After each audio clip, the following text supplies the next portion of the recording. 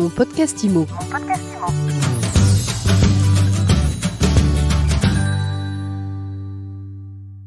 Où va le marché de l'immobilier? C'est la question que l'on se pose aujourd'hui dans mon podcast IMO. Il faut dire qu'il y a tellement d'études, de baromètres, d'observatoires, de publications qui sortent chaque jour sur le sujet de l'immobilier qu'on a vraiment de quoi être perdu. Alors, pour y voir clair, je vous propose un nouveau rendez-vous, un rendez-vous mensuel concocté avec le professeur d'économie Michel Mouillard. Michel, bonjour. Bonjour Ariane. Alors Michel, on va se retrouver tous les mois pour rendre le pouls du marché de l'immobilier. Quels sont les grands indicateurs à examiner? En fait, on a retenu 5. Tout d'abord la construction, parce que c'est essentiel pour construire le parc de logements qui sera vendu sur le marché de l'ancien demain. Ensuite, l'évolution du marché de l'ancien, parce que ça intéresse beaucoup de monde, c'est clair. L'évolution du financement, parce que 90% des achats de logements réalisés par les ménages sont financés au crédit. Et puis, évidemment, on parlera de taux d'intérêt, parfois de durée des prêts accordés, et on finira sur les tendances qui se dégagent au niveau des prix de l'immobilier. Alors on entre tout de suite dans le vif du sujet. Le ministère du Logement a publié des chiffres il y a quelques jours. Où est-ce qu'on en est sur le front des constructions neuves, Michel? En 2020, il y a eu un peu plus de 351 000 logements mis en chantier. C'est 86 000 de moins qu'en 2017. Alors bien sûr, on a entendu que les élections municipales étaient à l'origine de cette chute, au même titre d'ailleurs que la crise sanitaire. Sur la crise sanitaire, c'est évident, mais souvenons-nous que si l'on a perdu autant de logements depuis 2017, c'est que les soutiens publics se sont dégradés. Le prêt à taux zéro, le Pinel, l'aide à la construction locative sociale, etc. Et cette tendance à la dégradation se poursuit en 2021. Les chiffres de janvier sont mauvais, très mauvais, et on devrait cette année construire juste un peu plus de 330 000 logements. C'est-à-dire que durant le quinquennat, on aura perdu 100 000 logements mis en chantier, et puis on sera descendu au niveau de la construction en 1951, si on tient compte de l'évolution de la population. C'est mauvais. Aucun des segments de la construction n'a échappé à cela. L'accession, l'investissement locatif, la construction locative sociale, tout s'effondre. Après ce focus sur l'effondrement de la construction et la nécessité du coup d'un plan de relance, intéressons-nous maintenant au niveau des ventes. Il est clair que dans un paysage qui est un paysage plus que tourmenté, qui est un paysage qui se dégrade très fortement, très rapidement, le marché de l'ancien n'échappe pas à la chute. On a vu déjà en 2020 un recul des ventes de 15%, si on regarde l'Observatoire LPI Se Loger. Et puis, depuis le début de l'année 2021, la chute se poursuit. Nous sommes toujours sur un recul de 15% des ventes sur un an. Bon, pourquoi cela? Encore une fois, on parlera de crise sanitaire, on parlera d'absence de soutien public, d'absence de plan de relance. Et puis, ces mauvaises mesures qui ont été prises d'abord en décembre 2019, puis réaffirmées en décembre 2020. C'est ce qu'on appelle la recommandation de la Banque de France, la recommandation du HCSF. Voilà, donc les ménages voient leur accès au crédit se réduire. Les ménages les plus modestes, ceux qui avaient soutenu l'expansion des marchés immobiliers, aussi bien dans le neuf que dans l'ancien, n'ont plus accès au crédit. L'activité recule. Le marché de l'ancien n'y échappe pas.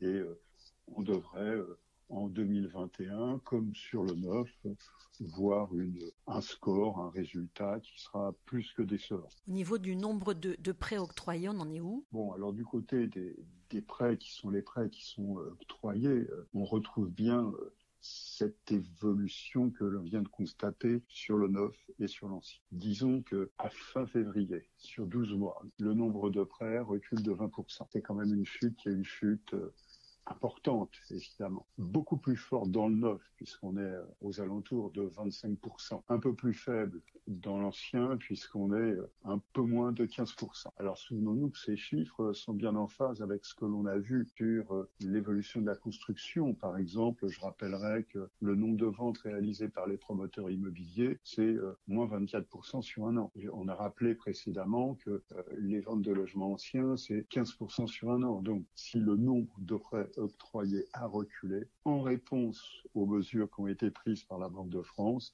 Il n'est pas étonnant que l'activité des marchés ait aussi chuté comme cela. Alors maintenant, je rappelle ce que l'on avait déjà dit à plusieurs reprises. Toutes les catégories de ménages ne sont pas concernées de la même façon, puisqu'en gros, ce sont les ménages les plus modestes, moins de 3 SMIC, ceux qui ont le moins d'apport personnel, qui ont été les plus durement touchés par ces reculs. Si on regarde, pour le moment, on n'a pas encore 2021, mais si on regarde ce qui s'était passé en 2020, eh bien, on se souvient que lorsque le nombre de prêts avait reculé de 18% France entière, les moins de 3 SMIC avaient vu un recul de 24%, alors que les 5 SMIC et plus, de seulement 8%. Donc, encore une fois, depuis le début de l'année, ce mouvement se confirme, il s'amplifie un peu et on va voir dans les prochains mois les conséquences de tout cela. Et cela n'a pas grand-chose à voir avec le niveau des taux d'intérêt parce qu'il reste bas en ce début mars. Ah oui, c'est un peu le paradoxe. Les taux d'intérêt restent bas et les durées s'allongent. C'est pas surprenant parce que les établissements de crédit voient bien la nécessité qu'il y a de soutenir le marché à bout de bras, comme ils l'ont fait en 2020, comme ils l'avaient fait en 2019. Bon, maintenant, la baisse des taux. En février, on est à 1,14% en moyenne. On était à 1,16 en décembre 2020. Donc, une baisse de 2 points de base. Alors, il faut saluer cette baisse. On va voir pourquoi rapidement après. Mais toutes les catégories de ménages, encore une fois, n'ont pas bénéficié de cette baisse. Les moins de 3 SMIC, c'est juste 1 point de baisse, c'est-à-dire pas grand-chose, pour un taux moyen, pour eux, qui est de 1,21%. Alors que les 5 SMIC et plus, c'est une baisse de 6 points de base depuis décembre dernier, pour un taux moyen de 0,97%.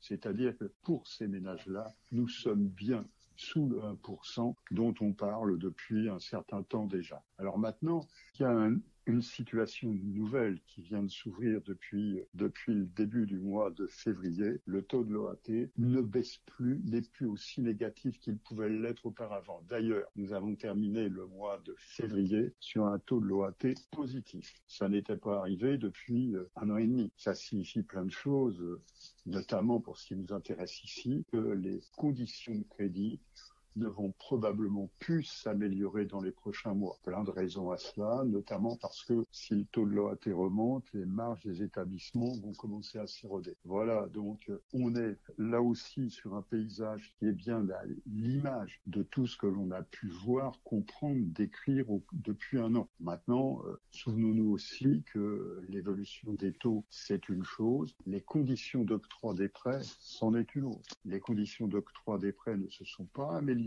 avec la recommandation de décembre 2020, bien au contraire, lorsqu'on regarde ce qui se passe, notamment parce que cette recommandation s'est accompagnée de la publication du seuil d'usure, qui, je répète, est peut-être formidable en termes d'évolution parce que le seuil d'usure a remonté sur les prêts à moins de 10 ans, mais ces prêts à moins de 10 ans, c'est 5% de la production de crédit. Alors que sur les prêts à plus de 20 ans, je le rappelle, qui représentent 54% de la production de crédit, le seuil d'usure a baissé. Donc ce qu'on voit, ce qu'on vit aujourd'hui, c'est très largement la conséquence de la crise sanitaire et de son impact économique et social, mais c'est aussi le résultat des décisions prises par la Banque de France. Pour finir ce rendez-vous conjoncture, quelles sont les tendances que vous observez? Quelles sont les tendances qui se dégagent au niveau des prix? Bon, au niveau des prix, pas de surprise, le dernier baromètre LPI confirme que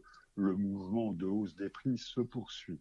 Nous sommes sur une hausse de 6,7% sur 1 an.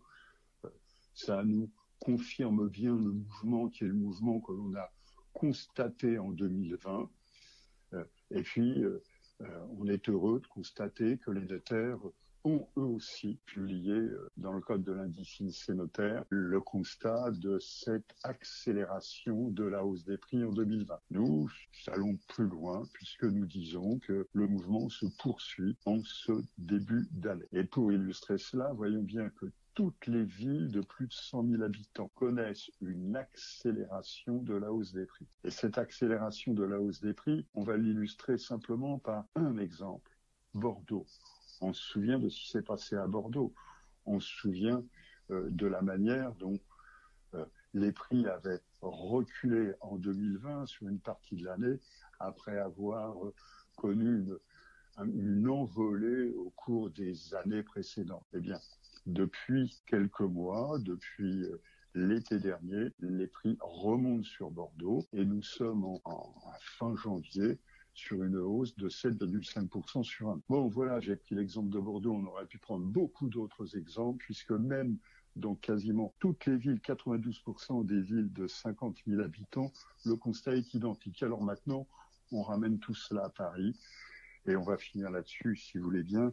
Faisons attention. Il est clair que sur Paris, depuis l'été 2017, on dit les prix ralentissent. Nous savons qu'ils ralentissent. Et pour comprendre cela, voyons bien que là où nous étions sur des hausses de 6,5% il y a une année et demie, 2 années encore, nous sommes aujourd'hui sur des hausses qui sont des hausses de 4,7%. C'est un ralentissement qui est sensible, qui se poursuit avec une évolution en dents de scie, parce que Paris a cette particularité, comme beaucoup d'autres villes, que les prix n'évoluent pas de manière identique à chaque période de l'année. Donc en général, et c'est bien ce qu'on constate, nous avons une tendance au recul des prix durant les mois d'hiver. Et puis, nous trouvons aussi cela généralement durant les mois d'été, lorsque le marché ne va pas très bien. Donc, on avait bien vu en juin, juillet 2020, des prix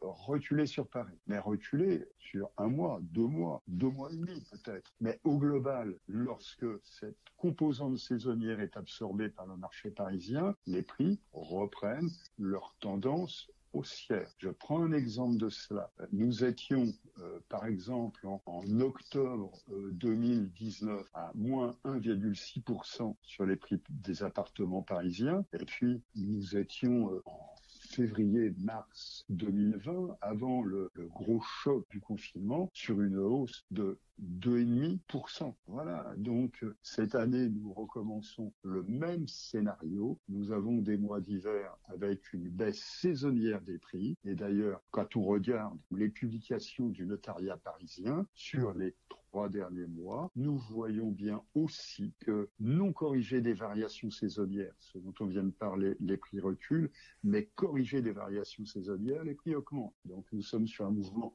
saisonnier, nous ne sommes pas sur une tendance baissière des prix. Et d'ailleurs, je termine en rappelant, sur 1 an, nous sommes toujours sur une hausse de 4,7% des prix des appartements parisiens. Nous parlons de compromis, nous ne parlons pas de prix mesurés au niveau des actes définitifs. Nous sommes donc en avance de plusieurs mois sur les indices qui sont construits à partir de ces actes définitifs. C'est un problème qui est un problème important, qui mérite d'être appelé à chaque fois. Regardons de quoi les indicateurs parlent avant de tirer des conclusions définitives. Merci beaucoup Michel Mouillat. On vous retrouve le mois prochain pour notre nouveau rendez-vous conjoncture. Mon podcast IMO.